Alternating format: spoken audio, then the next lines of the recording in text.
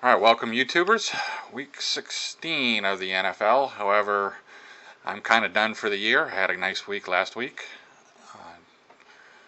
on my games, and so I didn't quite make 33%. Well, I did offline, but I'll talk about that in a bit. But so these games are purely for entertainment only. Although, feel free to bet them. I still put the same amount of work in there, and it's still the same system.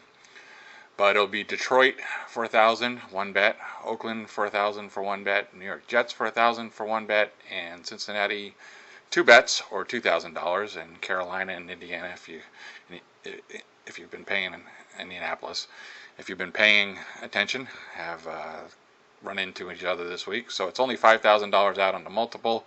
The fixed will be the same four teams: Detroit, Oakland, Jets, and Cincinnati, for $2,000 apiece, $8,000 total. I do have some martingales running around there. Detroit 1239, Oakland 1751, Tennessee 512, Washington Redskins 2048, New York Jets 215, just 215. Cincinnati is a zero on this one on the martingale because Miami will be $82. Carolina, Indianapolis contradicted each other, so no bet on that one. Cleveland 1536 and Chicago 512 for $78.95 out there.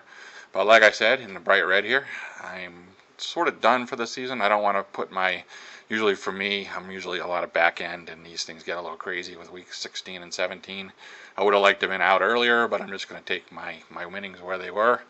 So that being said, I had basically one loser last week. It was the New York Jets on Thursday night. They lost by 4 in terms of ATS.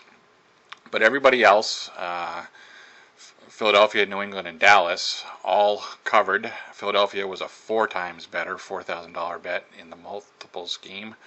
So the net effect is 4, 5, 6 wins and 1 loss in the multiple scheme for plus 44.54, $1,000 bets. The fixed scheme, it's basically 3 and 1 at $2,000 bets, so plus 34.54 in profit after the vig. And then down here in the martingale, like I said, the Jets lost. Carolina pushed at plus 6. Everybody else won. So a lot of winners there. Philadelphia was a big chunk of change in that. New England, Buffalo, and Dallas. Anyways, it was plus 10,590 in profit. So quite a bit of profit. I'll talk about ROI a little bit later. Let's just do the watch list here. And I don't have any Saturday games, but Detroit, as of Tuesday early, is plus 6.5. 29% of the covers people like them. And pre-game cash, 17% of the cash is on Detroit. So definitely an underdog and a non-public favorite there. Detroit, they lost to Tampa Bay this week, not playing particularly well. Don't have Stafford, etc., etc. They'll be at Denver, so again, a little bit of risk in there. Oakland's also playing crappy. They're the next team, plus 5.5. They were a slight favorite, marginal favorite, 52% on the covers people, but the cash was at 36 right now at that number. So again, another dog. I'll call them a public non-favorite going into the Chargers. Have let me down a lot this year. Jets plus 3 at home with Pittsburgh. So 25% and 40%. Not much. Definitely another dog. And last but not least, Cincinnati's slight dog right now. They're plus 1 on the road against Miami. Miami's been playing pretty well. You can see that's where they had 5 of the 1 loss and 2 of the 2 loss. So if I do my martingale numbers, that's why Miami is just a few dollars ahead because of the 5. Like I said, it gets kind of crazy down here the last couple of weeks, particularly if Miami loses again. And they're decidedly Cincinnati is not the money and stuff, and the covers favorite are not coming at 27 and 18% so far. We'll see if that changes. The rest of it down here, like I said, Carolina, Indianapolis, they actually exactly neutralize each other out on both levels, the 1 loss and the 2 loss. And we got a little bit of money, Cleveland out there. So there are some 4s and 5s and 3s, and that's what I mean. If those teams lose, you'll be betting quite a bit of money in Week 17, which I want to avoid this year. Just I don't got a great feeling having to go all the way to 15 weeks to get marginal profit, right? So let's take a look at the season YouTubers. I'll probably have a little bit more coming out on this soon. I'm going to track a lot of people, but these are the ones that were always on my radar at the beginning of the year. Gio Knows was just a marginal guy, but he put in another losing effort. He was 1-2 with a push. He's now 20-39, pretty terrible. Over $40,000 lost, and would have need $47,000 beginning to bankroll to cover his losses. So yeah, just terrible. It never went positive anywhere this year. Half Moon did go positive in week 1 when he went 4-0, but he was 0-4 again in week 15 here, so now he's 24-37.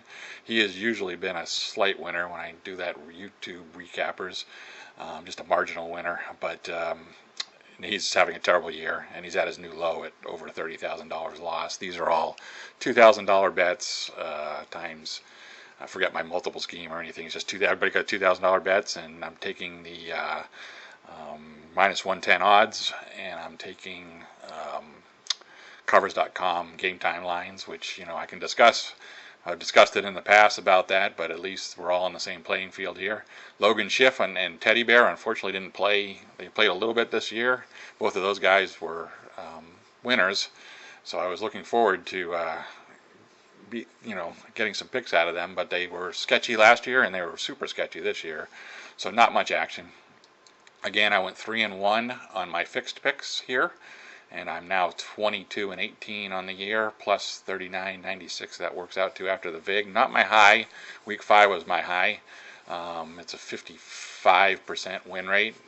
So, it is what it is. My multiple scheme, which I play in my real world here, with the 4x on Philadelphia, I'm counting that as 4 wins. And then Patriots and Dallas is the 5th and 6th, so I was 6-1. I'm now 29-22, 56.86%, so just a tick below that 57. I reached my high of plus 87.22 in profit and did not consume $20,000 worth of bankroll, so good deal there. OSGA put in a 2-win, 1-loss week this week. He's now 13-19 after a little bit of recovery after a terrible roll, but still losing $14,000 this year or more. Goat House has been doing really well. As a matter of fact, he's not the leader, but percentage-wise, he did pick 2 winners this week, and he's been picking a string of 1 winners every week, so not a lot of action, but 20-14 is plus 83.60. That's a new high for him. And Meat Man had a win and a loss. He also picked New Orleans Saints game under the total, but I don't count that in the rating. So 1-1 gives him 20-14 also plus 83.60. He's half off his high at week 10, so he's been on a losing streak. Should you have picked him up mid-season, but overall plus 83. So we're all in the same type of realm here. I'm actually technically the leader at plus 87.22. Just a notch above those other 2 guys, like I said, when I do my YouTube recap, we'll get around to doing that. Let me do my ROI. I've been doing some weird things. So this is where I'm out at week 15, and I'm going to claim a 21.8% gain or profit or ROI based upon a $20,000 bankroll with that win this week. Let's see, that plus, this on the Martingale scheme, the plus 10,590 we won this week, got us from highly negative to positive, or positive 6,000. It's 30.3%, 30.37%.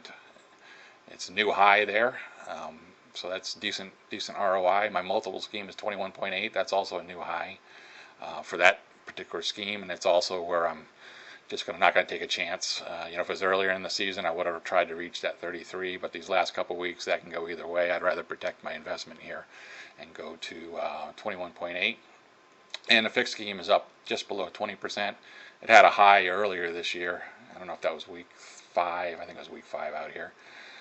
So it's recovered, but it's lagging the other 2 systems. We'll see with his last couple of weeks where these 2 other systems, all 3, end up in the final. But One thing I should note is the martingale scheme did use just slightly above the 20,000. I mentioned that last week. It was 20,868. So I'd have to adjust that bankroll down from up from 20,000, right? So that dropped the percentage to 29.1 if you consider 2868, or I should have used 21,000. That would be even a little bit less. But anyways, Apple went up to a new high yesterday. So 279.86. That's a 33.57%. So Apple really tearing it up this year. So yeah, tough competition. So I did not catch Apple, but I'm in, at least I'm doing positive ROI. And I beat them out terribly last year, and so we'll just have to take a look.